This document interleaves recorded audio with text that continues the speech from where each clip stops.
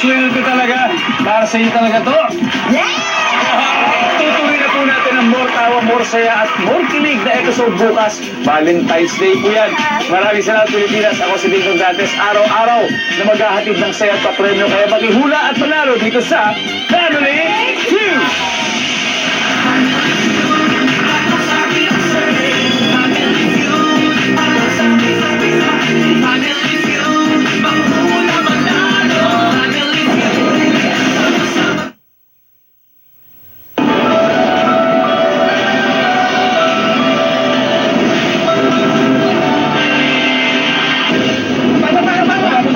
Exclusive.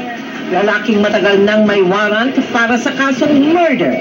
Napatay ang kapitbahay na madalas daw nambubuli sa kanya. Ayon sa ating suspect, madalas siyang nabubuli nitong ating victim tuwing dadaan siya.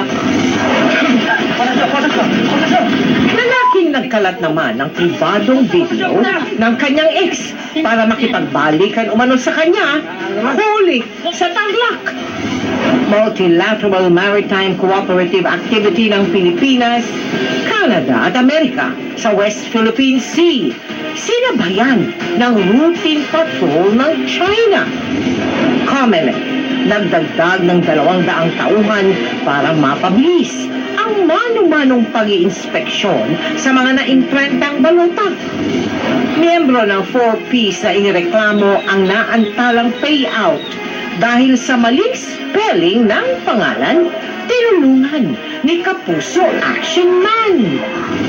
Dalawang Pilipinang ni-recruit ng sindikato na maging courier ng droga sa Malaysia, nasagip. At Bianca Umali, emosyonal nang mapag-usapan ang kanyang lola nang sumalang sa GMA Integrated News interview. Mama, mahal kita.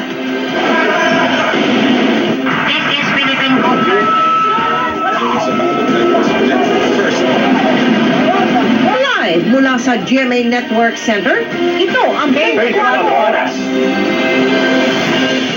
Magandang gabi po, Luzon, Visayas at Mindanao.